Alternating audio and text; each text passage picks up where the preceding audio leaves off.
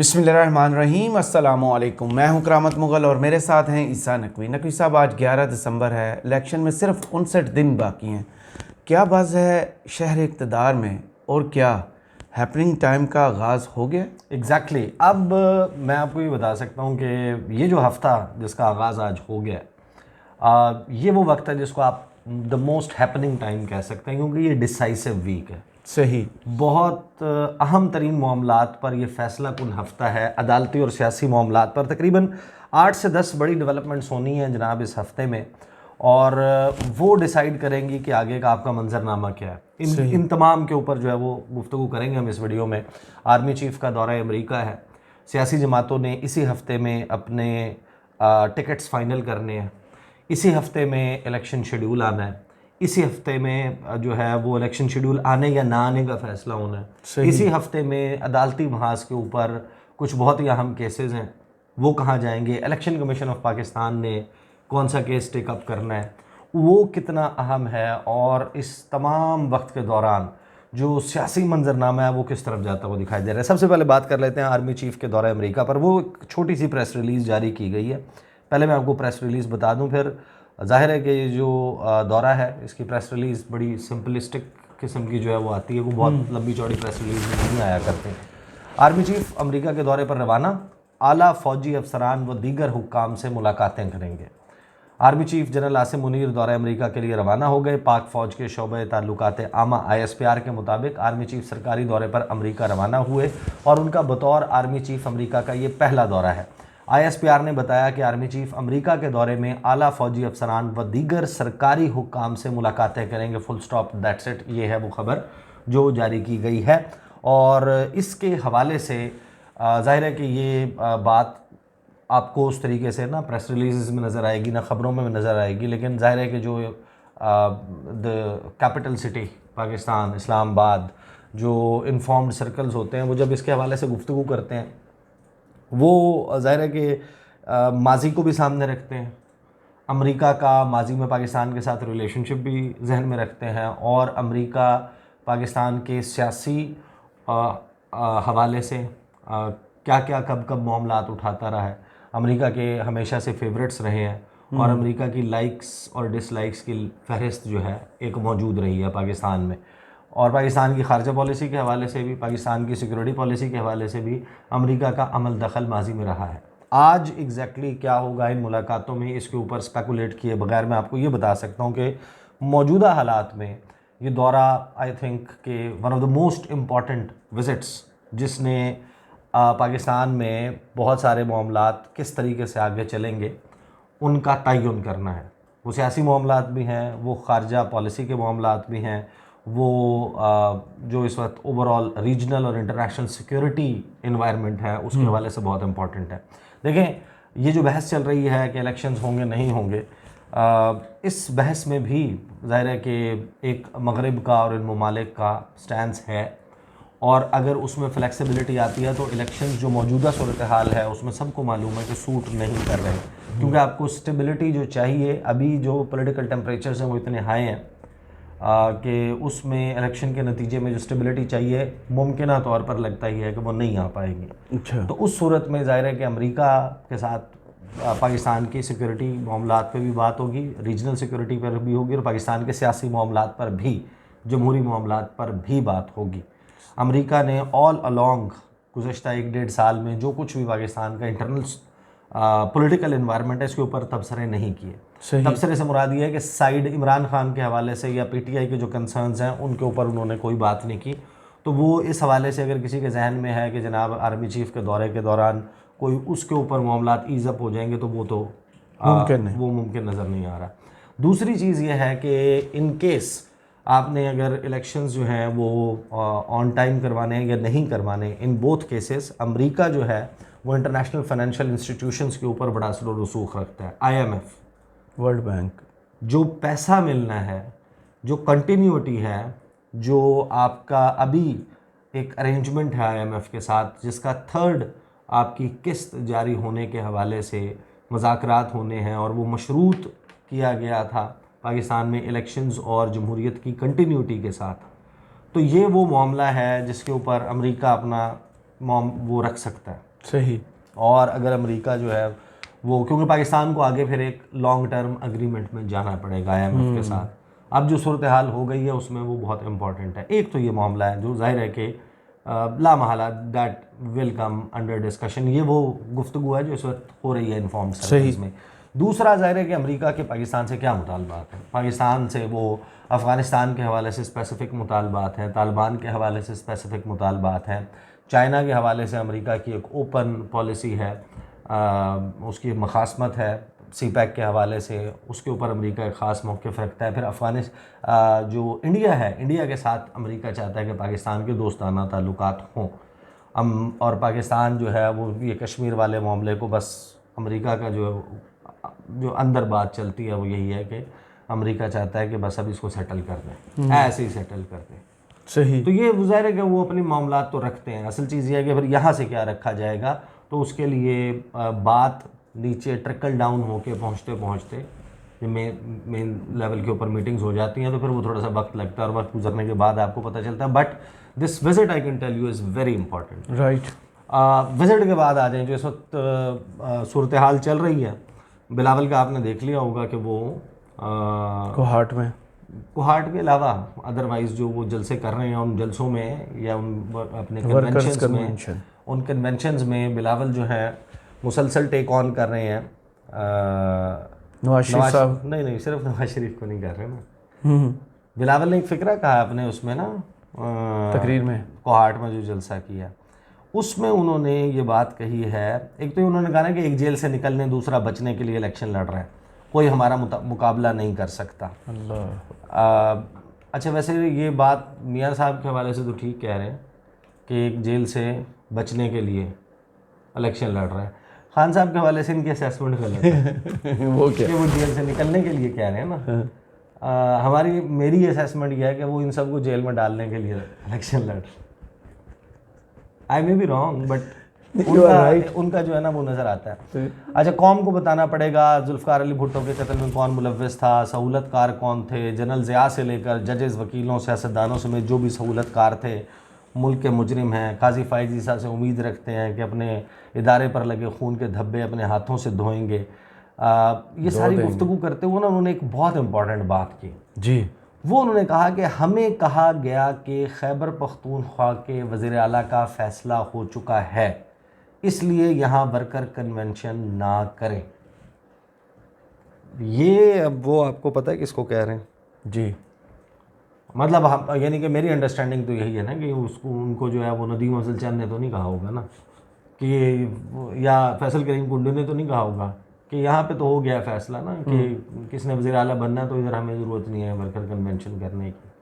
जाहिर है किसी के पास इतना नॉलेज, इतनी इन्फॉर्मेशन या फ़ैसला साजी का इख्तियार होगा तो वो ये दावा करेगा। ये एक अलहदा मजाक है पाकिस्तान की जमहूरियत का। बिलावल को यहाँ ये कहना चाहिए था कि मैं वर्कर कन्वेंशन करता ही नहीं, अगर सारे फैसले कर ली, इलेक्शन करवाने की जरूरत नहीं। इधर डिसाइड हो गया है, चौथी मरतबा वज़ीर आज़म नवाज शरीफ अपने आप को कह रहे हैं, इलेक्शन वो सब डिसाइड हो गया। बहरहाल जो बिलावल टेक ऑन कर रहे हैं, इसने अब वो सियासी लड़ाई भी शुरू करनी है जिसमें नून लीग और पीपल्स पार्टी गुत्थम गुत्था नज़र आएंगे। और वो आगाज़ जो है आबिद शेर अली के और बाकी लोगों के स्टेटमेंट से हो चुका है, जो ये कह रहे हैं कि बिलावल जो है उनके, क्योंकि सिंध में सिलेक्शन नहीं मिल रही, लिहाजा वो हमारे ऊपर तनकीद कर रहे हैं।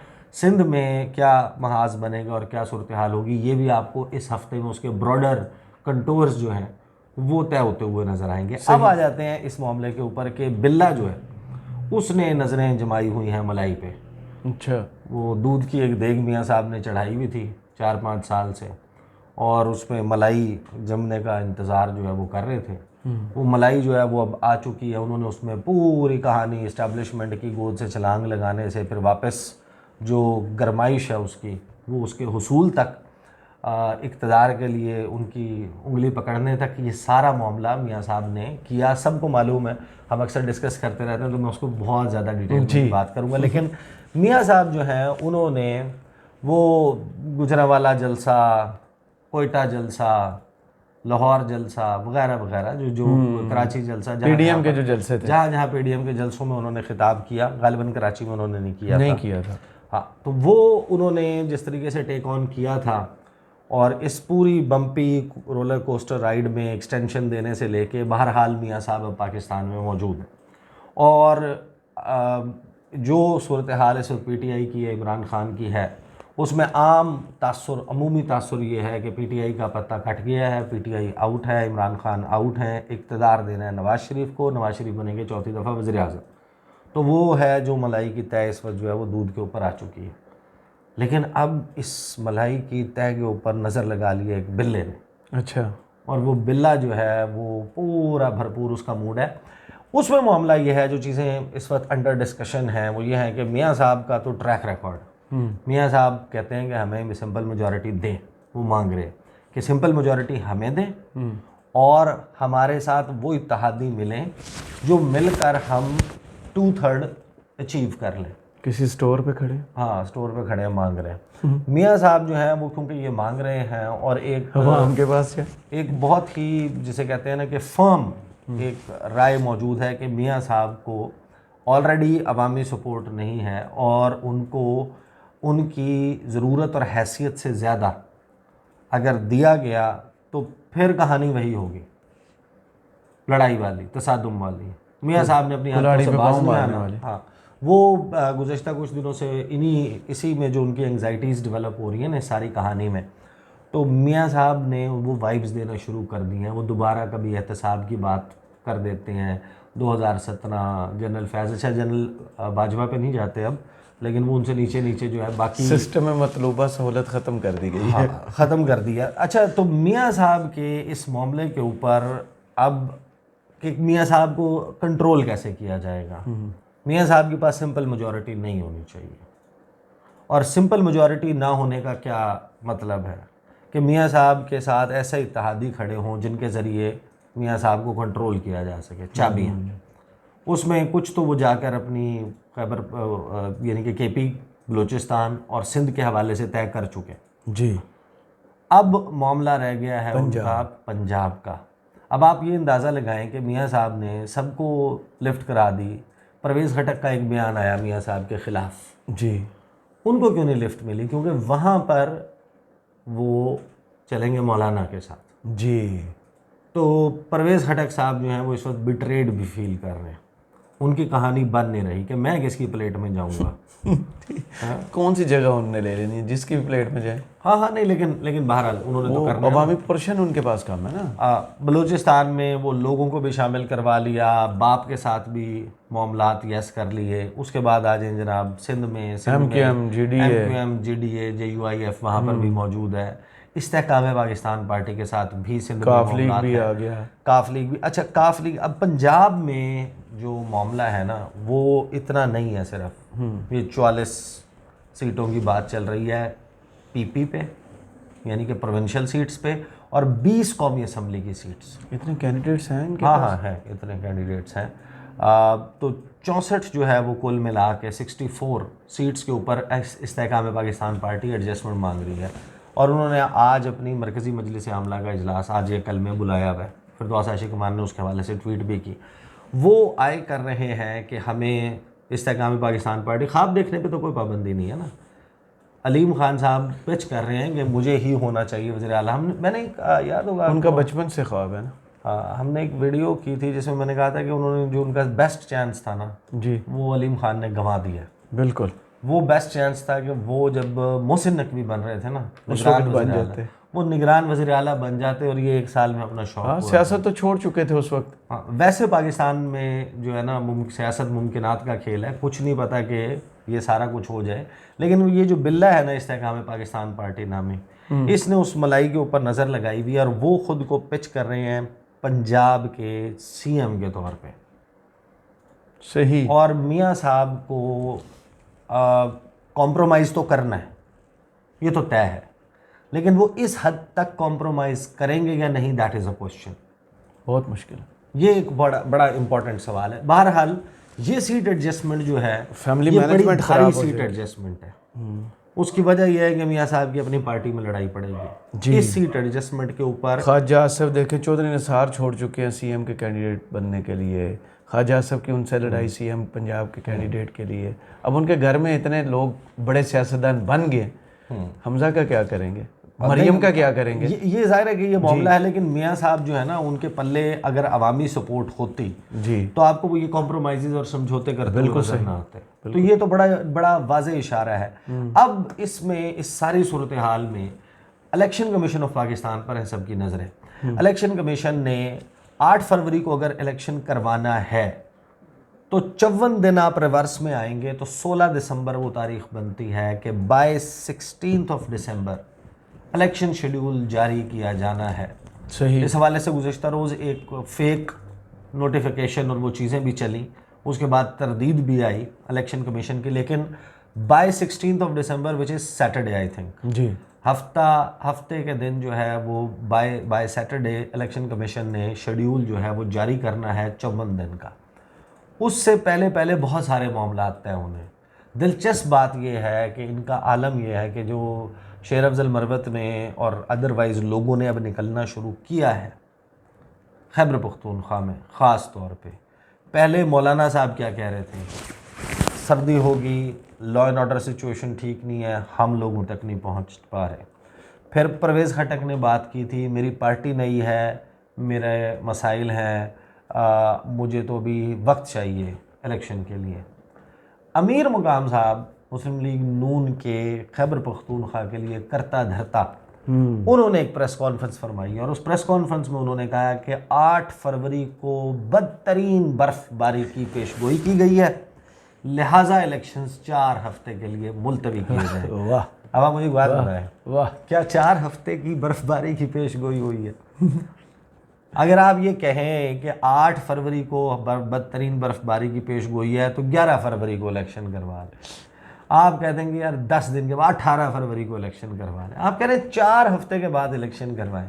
बर्फबारी होनी है 8 तारीख को। करामत मुगल साहब, मैं आपको कहूँ कि मैंने आपसे मुलाकात करनी है और आप कहें कि यार कल बहुत बारिश है, हाँ, बारिश की पेशगोई है, 3 हफ्ते बाद मिलते हैं, तो हम ना अगले महीने ना मिलें। मैं कहूँगा यार मुगल साहब आप क्या फरमा रहे हैं, बारिश की पेशगोई कल की है और आप पूरा 1 महीना मांग रहे हैं कि 1 महीना सावन जो है सावन भादों ही होता रहेगा। वो आप कहेंगे कि नहीं मेरे अंदर ही कोई जो है ना मेरे दिमाग पे है। हाँ नहीं वो दिमाग में बर्फ दिमाग नहीं पे। नहीं कि मेरे नैना जो है वो सावन भादू हुए हुए।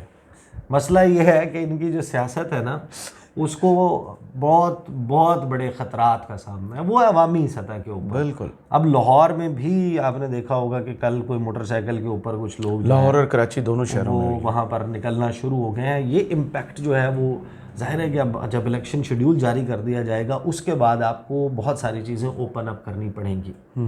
तो ये मामला जो है बहुत इम्पॉर्टेंट है। फिर इलेक्शन कमीशन ऑफ पाकिस्तान ने ही इसी हफ्ते एक और बहुत इम्पॉर्टेंट मामला है, वो 12 तारीख यानी कि कल जो है वो नोटिस हुए हुए हैं और मेरे ख्याल में जो निपटाना है मामले को वो फैसला महफूज कर लिया जाएगा कल।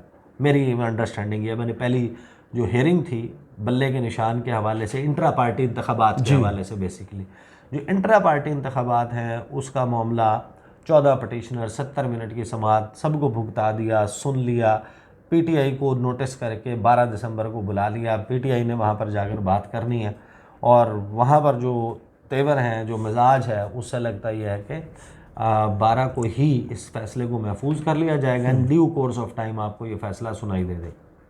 फिर इसमें टिकट की जो फाइनलाइजेशन है वो बहुत इम्पॉर्टेंट है कि पीटीआई ने भी इसी दौरान अपने tickets if at all they get bat sign, बल्ले का निशान मिलता है, तो उन्होंने अपने टिकट्स जो हैं वो फाइनलाइज़ करने हैं और बैरिस्टर गौहर खान के उससे वो जारी होने हैं। Same goes with People's Party. Noon League का बड़ा ट्रिकी है क्योंकि उनके यहाँ लड़ाइयाँ पड़ जाएंगी, जितनी सीट एडजस्टमेंट मियाँ साहब के किए जा रहे हैं, घर बचे कुछ नहीं।